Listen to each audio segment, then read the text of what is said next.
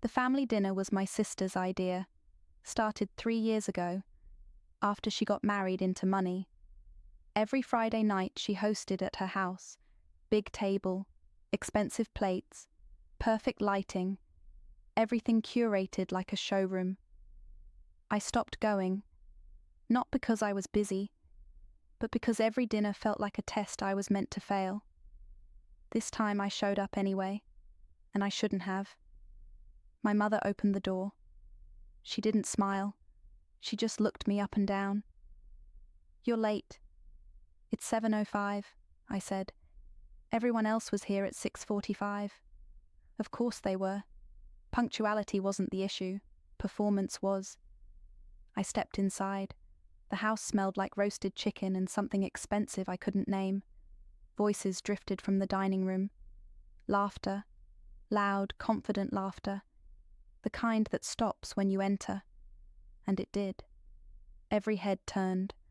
My sister, Hira, was sitting at the head of the table. Perfect hair, perfect dress, perfect life. Or at least, that's what she made everyone believe. "Well," she said, leaning back in her chair, "look who decided to show up." I nodded. "Hi." No one said hi back. I took the empty seat at the far end. Of course, there was only one seat left. There always was. Dinner started. Plates passed. Conversations overlapped. And just like always, I wasn't part of any of them. "So," Hira said loudly, cutting through the noise, "what are you doing these days?" A simple question, but not really. "I'm working on a project," I said. "What kind of project?" her husband asked. "Software." Hira laughed. Not a small laugh, a sharp one. "Still playing with computers?" Some cousins smiled. My mother shook her head. "Your sister manages an entire team now," she said. "Real work." I nodded. I'm glad she's doing well. That was always my role. Agree. Stay calm. Don't react. But they never stopped there. They never do. "What kind of money does your project make?" Hira asked. "It's early stage. So none," she said. More laughter. I picked up my glass of water, took a sip, let it pass, because it always passes. At least that's what I used to think. Dinner continued, stories about promotions, new cars, vacations in places I'd never been. Every story had a purpose. To remind me where I stood, or where they thought I stood. And then came the comparisons. They always came. "Hira just closed a deal worth more than most people earn in 5 years," my mother said. "That's amazing," I said. "And what did you do this month?" she asked. I paused, not because I didn't have an answer, but because I knew it wouldn't matter. "I've been building something," I said. Hira leaned forward. "Building what? Another excuse?" The table went quiet, for a second. Then the laughter came back, louder, sharper, and something shifted, because this time it didn't feel like teasing. It felt like a setup. I looked around. Phones were already on the table, unlocked, ready. That's when I realized this wasn't random, this was planned. I should have left then, but I didn't, because part of me still believed maybe it wouldn't go too far. I was wrong. Hira stood up, picked up her glass, walked slowly around the table, every step deliberate, every eye on her. She stopped behind me. "Do you know what the problem is?" she said. I didn't answer. "You bring nothing," she continued. "No success, no pride, no value." I stayed still. "You just show up," she said. "Eat our food, sit at our table." Her voice got louder. "And pretend you belong here."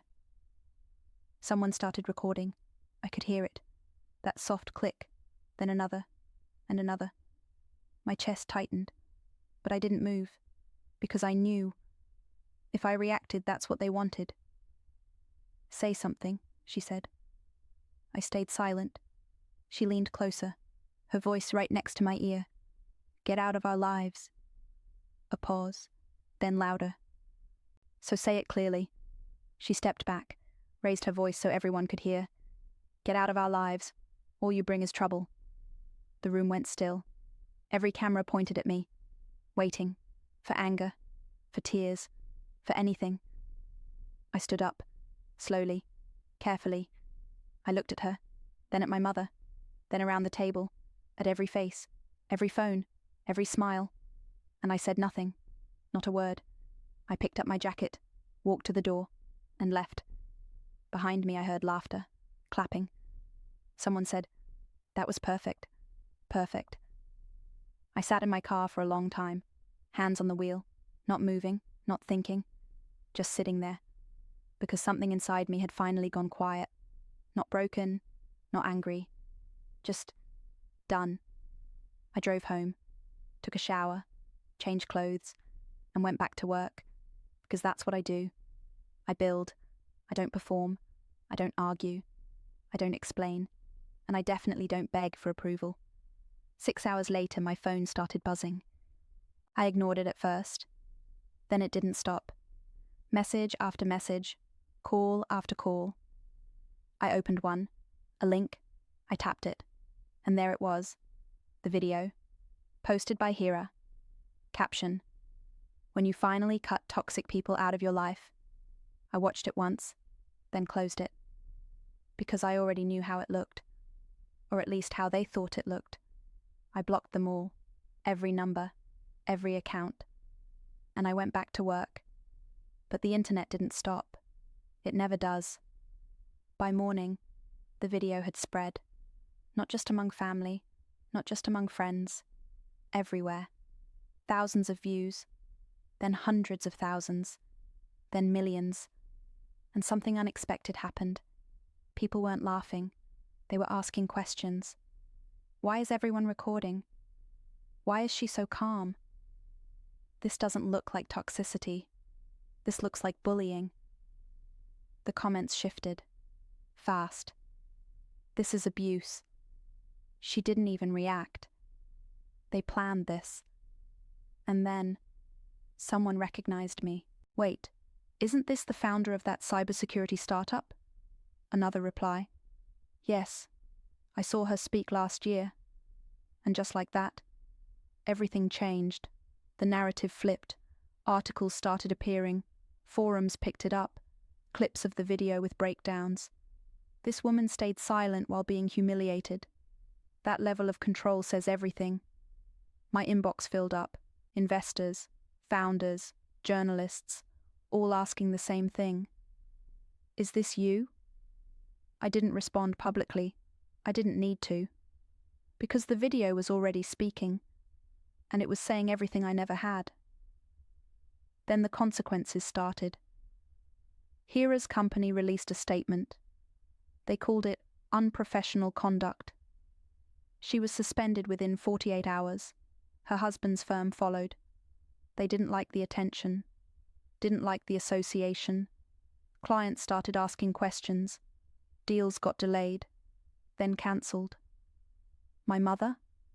She lost her position at a local organisation. Quietly, no announcement, just gone. And the rest of the family? They started disappearing from social media, one by one, posts deleted, accounts deactivated. But it was too late. The video was everywhere, and so were the opinions. Then the calls started, from unknown numbers, voicemails, apologies, excuses. We didn't think it would go this far. It was just a joke.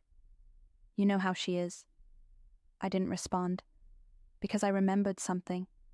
Every time they hurt me, they called it a joke. Every time they crossed a line, they said I was too sensitive. And every time I stayed silent, they thought they'd won. But this time, silence did something different. It let the world see exactly who they were.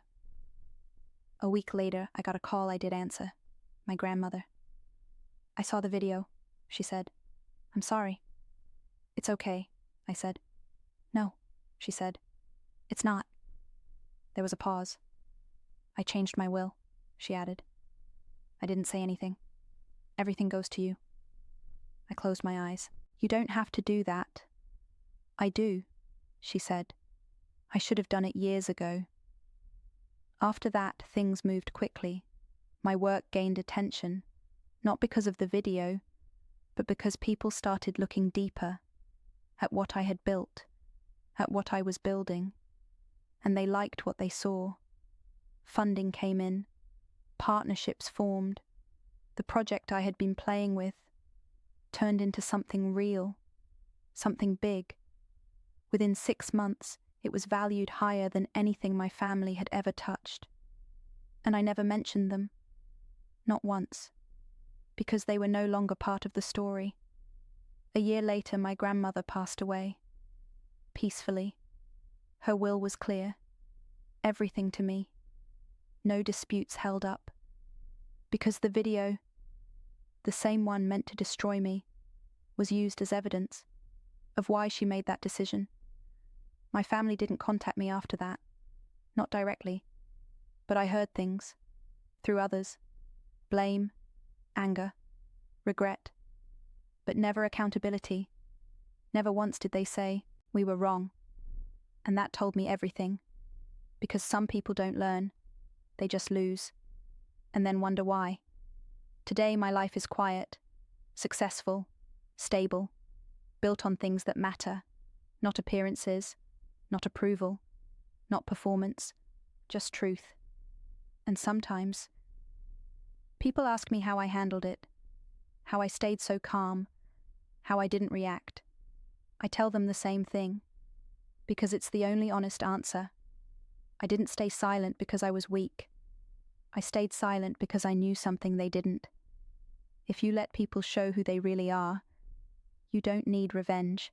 The world will do it for you.